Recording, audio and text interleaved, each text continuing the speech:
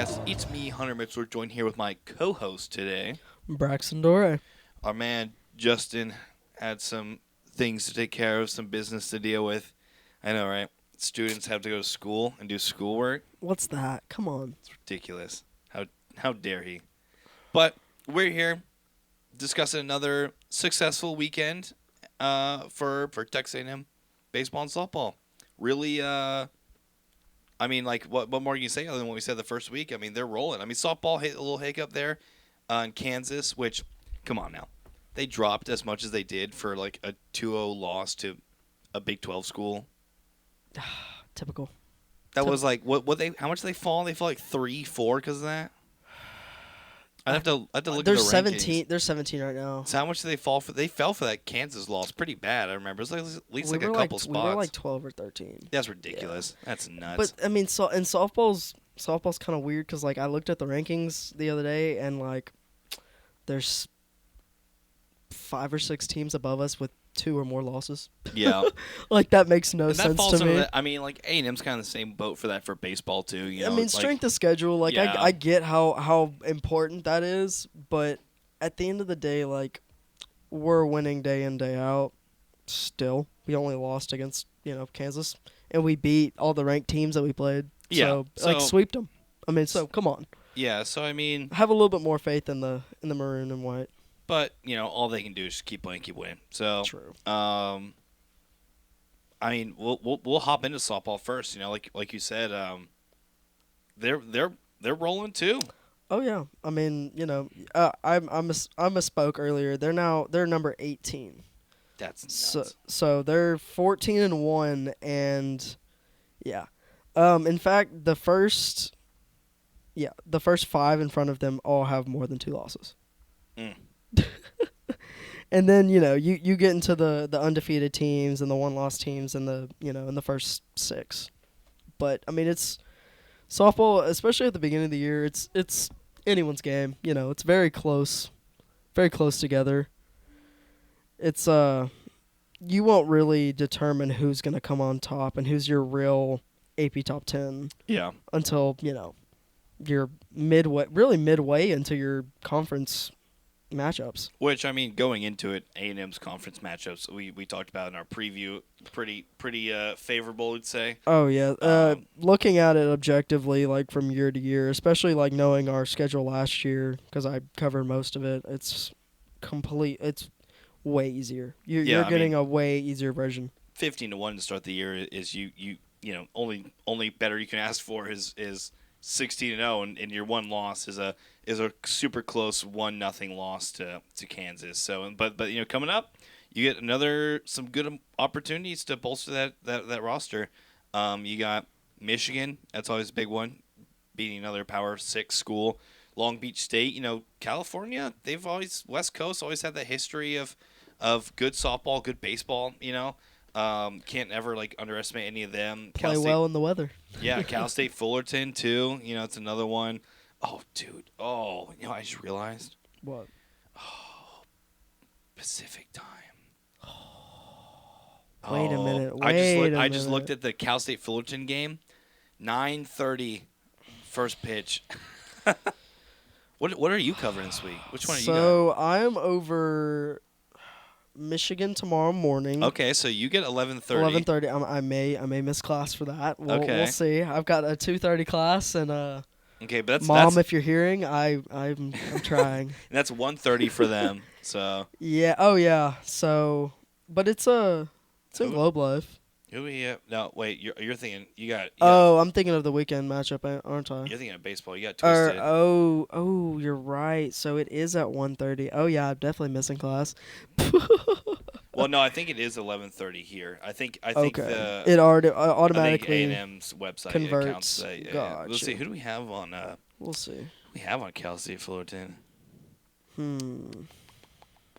know I'm DePaul. That's Saturday. You've got DePaul. That's I think that starts at 7. So I think you're chilling there. Yes, I will be covering the later game. I can't see. We'll have to check it later who has it, but RIP to whoever's got who we assigned for that 9:30 for Cal State Fullerton. That's rough. Rough. Godspeed to you. But, I mean, Godspeed to the Aggies right now. Emily Kennedy gets pitcher of the week again. I mean, she's dealing, man. And the Texas A&M Invitational, 18 innings, struck out 21, had one unearned run, had 16 batters face in extra a career 16 batters in extra innings victory. That's crazy to be wheeling and dealing against that many people. I mean, one person that really stood out to me for this invitational is Trinity Cannon. Yes, no, she had a home run. What? She was the She's had a home run in almost every series or tournament she's been in. Walk-off grand slam against UTSA Yes, in that final one. That's huge. She's I was talking to Luke, fellow sports editor, about this before the season started, and I know she's only a senior, but I feel like Trinity Cannon's been here forever. She has. I She feel is like one of those. She has such a presence, I think. Yeah, she's kind of like Kennedy in that matter. Yeah, I feel like she had such a presence that. And like Madison Preston, exactly. Like last year. I'm just not used to not seeing her out there. Oh, yeah. It'll be a weird. I feel like next year we're gonna be looking at a very, very different squad, very very different makeup. Because we're mostly seniors and graduates. Last 3 games she's homered. Jesus, North that's Dakota what I State, thought. UTSA, Sam Houston State. That's I mean, she is crazy. What can I say? She's really putting in the work. She's got a cannon. She does. She does have a cannon. I've definitely used that in my stories. I know I have. That's low hanging fruit at that point. Yeah, I mean, hey, if there's a pun to be made, you gotta do it. As a writer, you gotta take that plunge. Yeah, just waiting for those Hayden shot to left fields. I've done that too, I believe. It's man. Sometimes you gotta take what the name gods give you, and Trinity Cannon is given a good one for softball. I think I've done it with Levitt too. Something how she leaving him on base. Yeah, that's exactly what I did. I know that. But I mean, you look forward. This first game of the weekend is a pretty big one. This Michigan team is a really solid squad. 10-4.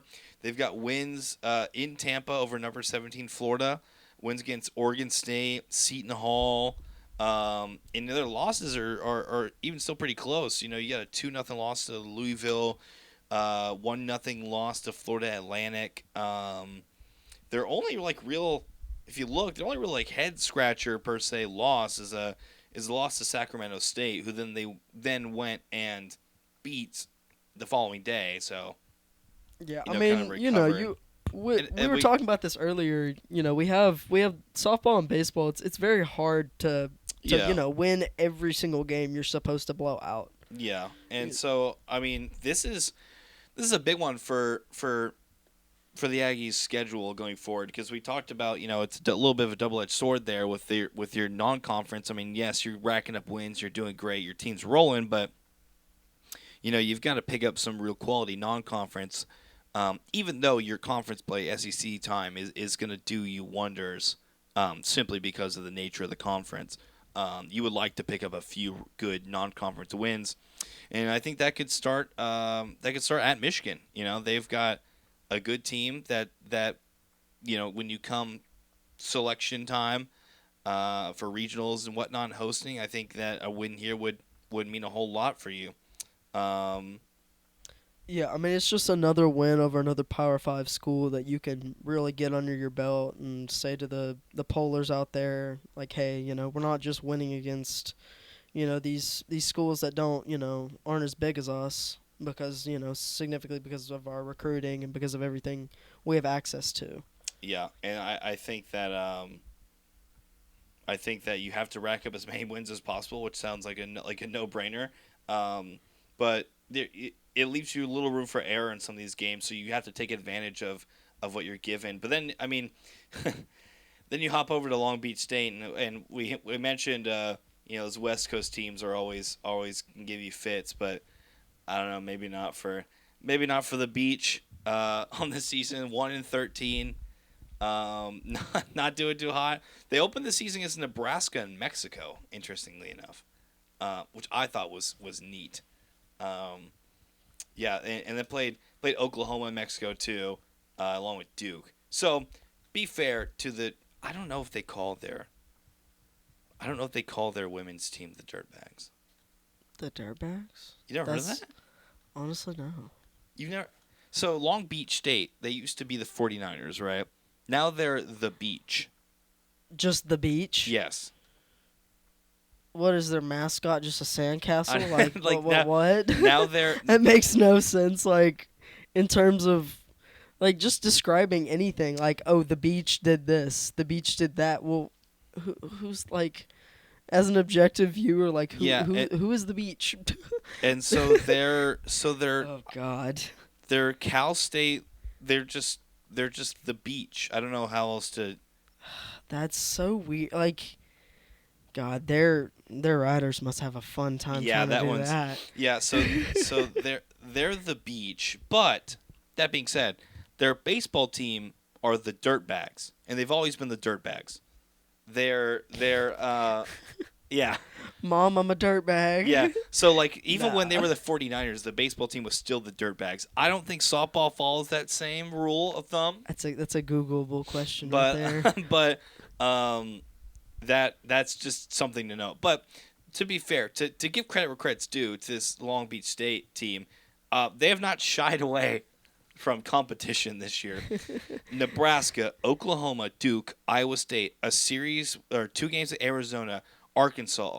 Okay, then they get 2 games at Omaha. That's a right? whole lot of East Coast teams right there. That's a whole lot of travel. And then BYU, Oregon, Wisconsin, Cal, Fresno State. So now, like, we'll give credit to the Beach, man.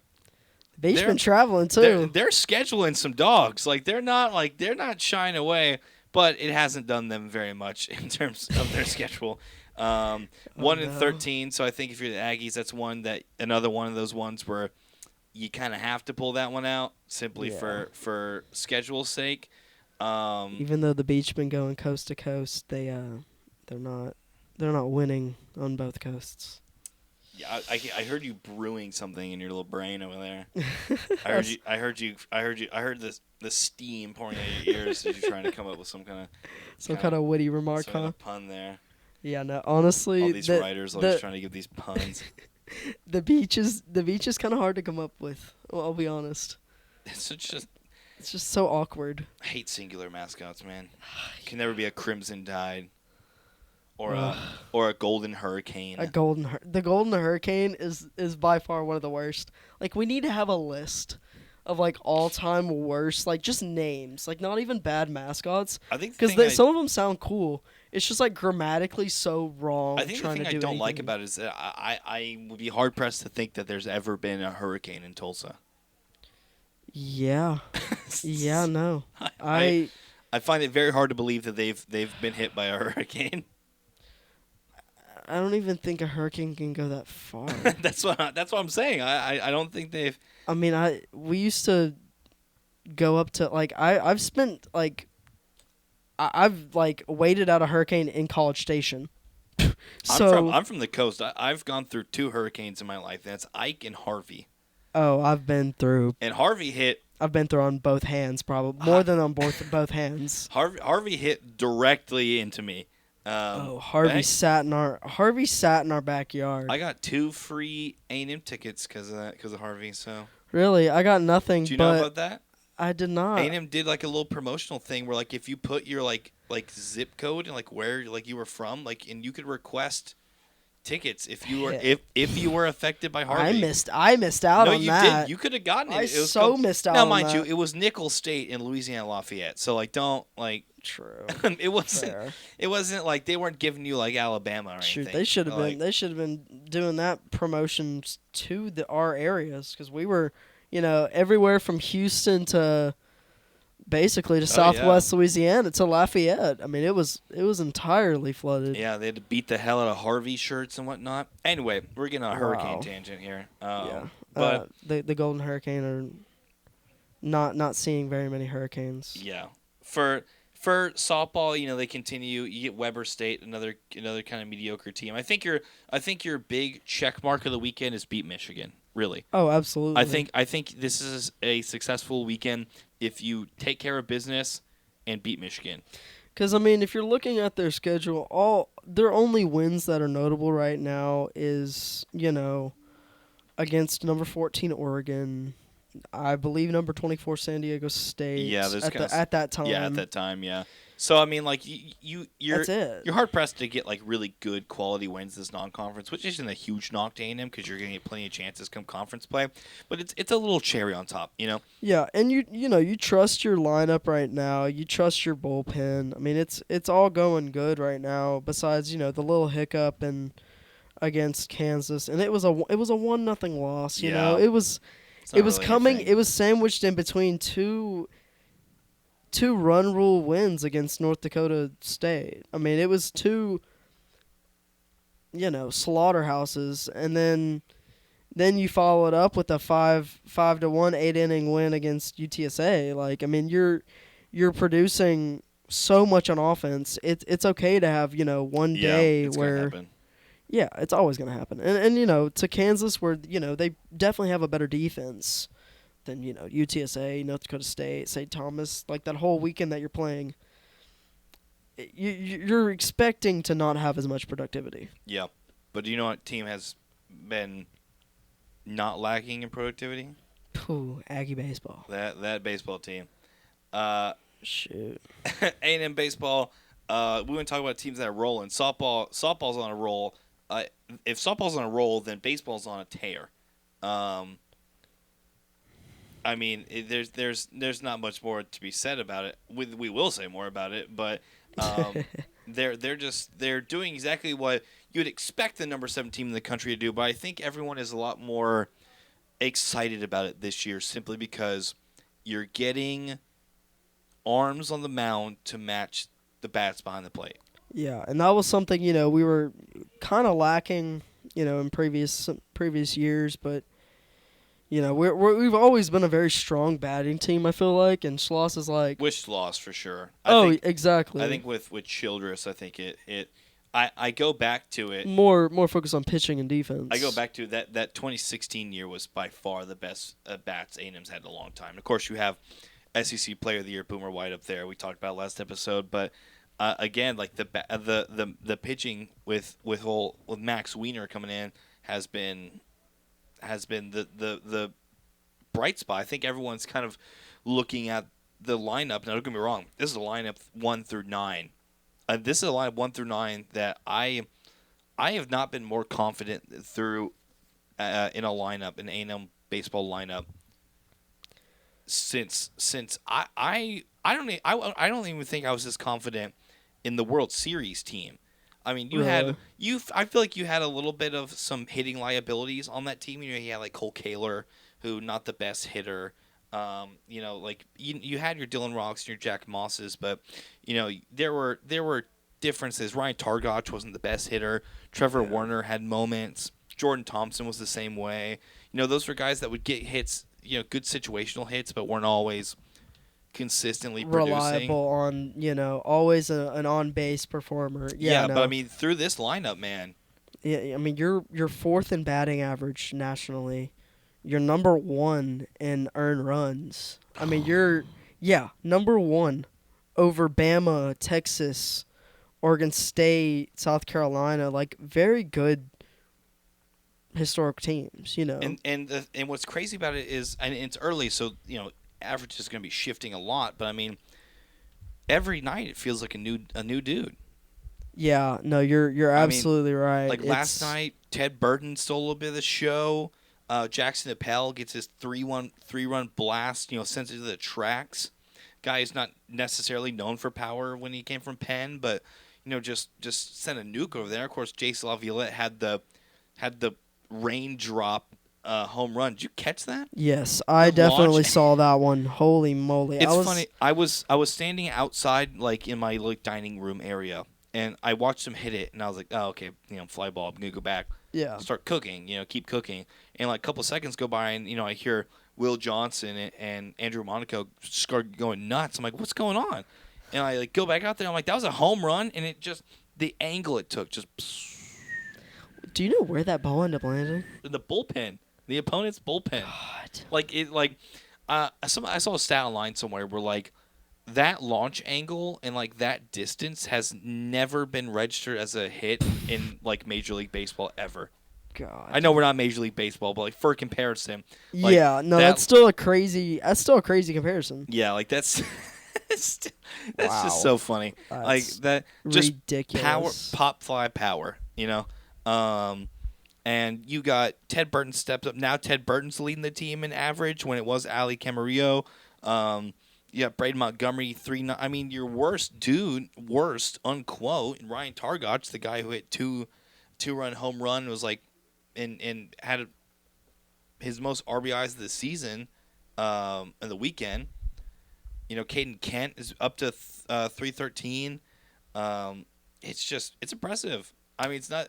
The bats are impressive, but I think that anything short of this, and I hate to put that high expectation, I think anything short of this would have been a disappointment so far this season. Yeah, with the lineup and with the recruiting, like over the summer and over the course of the fall, I feel like it really put it all together. Like it really proved to that Sloss is trying to make a reappearance. Like he's trying to go back.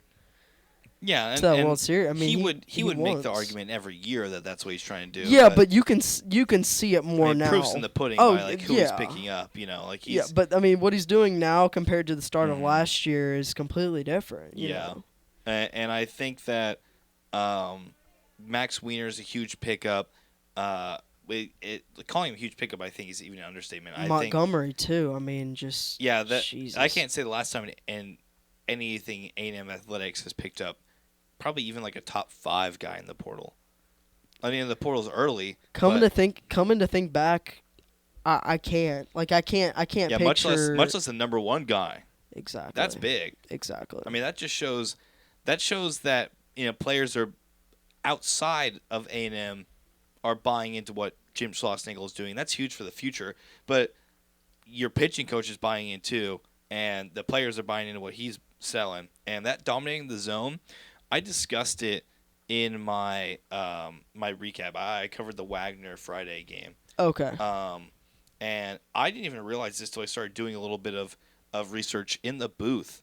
But so for one, I don't know if you know, Max Wiener's whole ideology is called dominate the zone. Yes. Which is throwing strikes in 0-0 counts and 1-1 counts. So like always getting ahead in the count.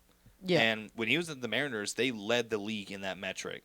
But if you go to, where is it? Strikeout to walk ratio.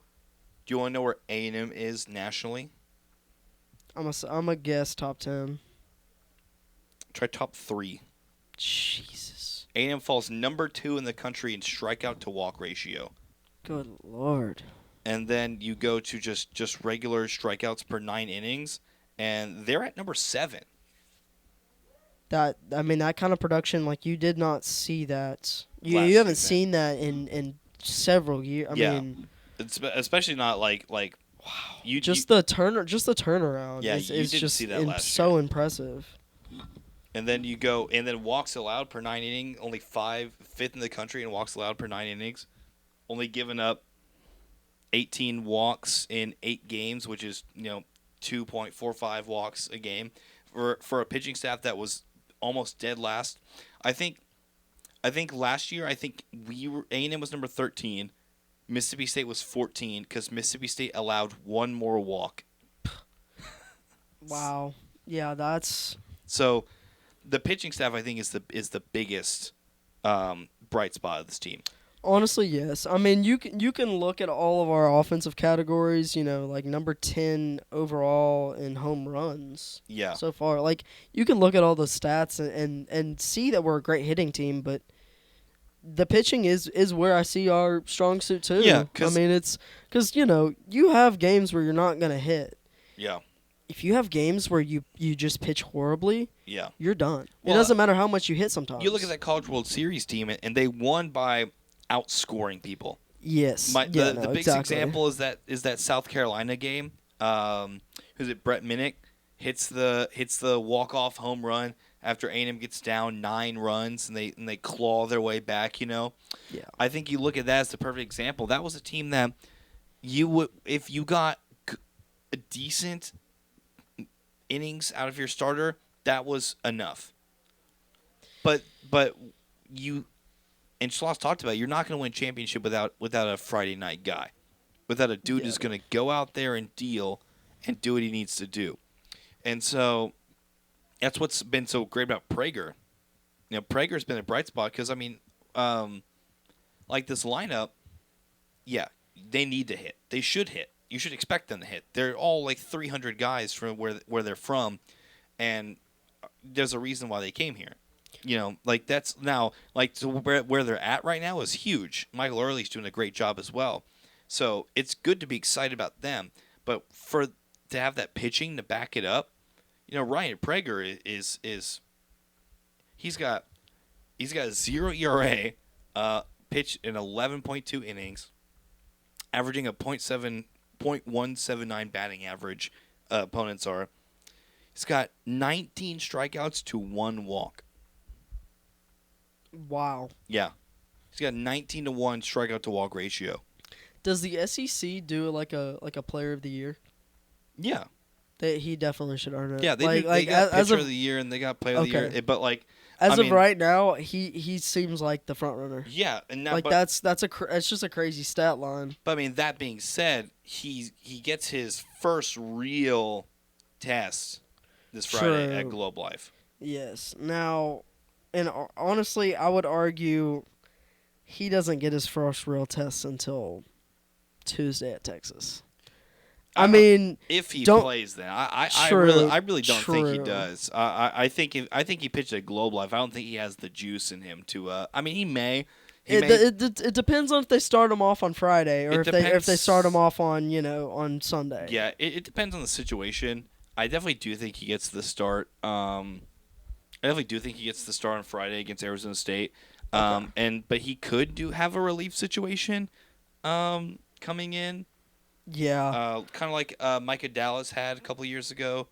He came in and finished off the game, and a lot of Texas fans didn't like that we're using one of our weekend starters to come in and finish the game. But yeah, but I mean, at the same time, like there ain't there's no rules that you're gonna follow when you're playing against Texas. I mean, come on. I'm not too worried about that. But I mean, Arizona State, pitching wise, struggling. I mean, their best pitcher right now has a 2.89 ERA, which is okay later in the season, but not to start off, not for the when you've had third series you're playing. When you've only had 2 starts, and so that's not great. But I mean, you get their bats. I mean, but it is the on the flip side of that coin, like it is so early that you can get that number down really low. True. You have all the opportunities throughout the season. True, but then we flip it over, and they've got a lot of guys who can hit. I mean, A&M is number 4 in batting average. Arizona State is number 14.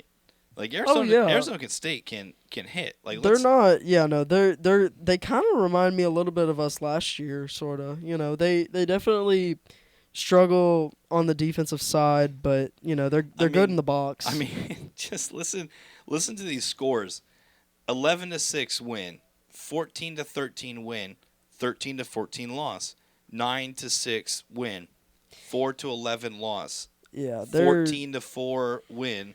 4-13 loss. Like they're putting up runs, but they're giving up a lot. Neither team, for whether it's Arizona State, whoever they're playing, has had less than 4 runs against them. And and what teams were these? Probably non-major. No, I'll say they had a weird 4-game series, but.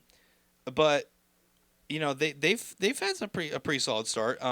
Interesting. They've weekend series to open against Santa Clara, not the greatest, but then they win a midweek against number 24 Kansas State, not bad, and then they go 2-2 in a weekend series, I guess. They played 4 games against Ohio State. Yeah. So, Power 5 competition for the last 5 games, and they have a ranked win there. But we go their bats. I mean, you got Brandon Compton. He's averaging 480. Harris Williams, 471. Kien Vu, 429. I mean, they've got 1, 2, 3, 4, 5 guys hitting above 400 right now, which is nuts. So they've got the really big bats. So I think it's going to be Ryan Prager's real test of how's he going to perform against one of the better hitting teams in the country. And I think that's the real headliner for this weekend. Is A&M pitching getting that test against those really good teams. Seeing if they can uphold their or is it going reputation. to be going back to how it was, where it was you're going to have to out-hit them. Yeah. Which that happens some games. Don't get it twisted. You're not always. Oh yeah, no. There's you're not no always perfect going to game. have dominant performances on either side, but that's my headline for this weekend. Then because you get Arizona State twice, so I think you walk out 3-0 this weekend. I think you feel great. You're walking pretty into Austin. You're walking with your head held up pretty high. Yeah, Arizona USC really can't afford to drop that one. That's a really that's a team who's struggling right now. It's an embarrassing loss if you drop that. That's that's a drop you out of the top 10. Yeah, in my opinion. That's a team that's struggling right now, but so that's one you really need to take care of. And then you move on. Like you said, you get that Sunday against Arizona State again, and then Austin against Texas. So I think this week will be big for A&M's pitching. We'll see how the pitching shapes up against real Power 5 competition, and it'll just be the first real big test of the year, and I'm excited to see it. I won't be there, unfortunately. I was supposed to be there initially. Signed up for the hotel and everything. Got the hotel booked. I got media credentials, all that good jazz. The whole 9 yards. Whole that everything. Takes so long to accomplish. And then I was looking over the schedule, and I looked, and I saw Globe Live in his Shriner Children's College Classic. And I didn't realize the first day is March 1st. Just so happens to be my girlfriend's birthday. Oh. And she was not very happy that when I told her this. And so, I will unfortunately not be at Globe Life. Wow. I'll probably be catching a little bit of that here and there. But, shout out to Justin. Gets to go to Globe Life, him and Luke. It's going to be good. They're really excited for this series. It's the biggest, probably non-conference series, unquote, the Aggies have for conference play. They don't really play anybody super tough. So it'll be a fun one to watch. But for us, that's all we have for the Home Tour podcast this week. I'm Hunter Mitchell. I'm Braxton Dore. We will catch y'all next time.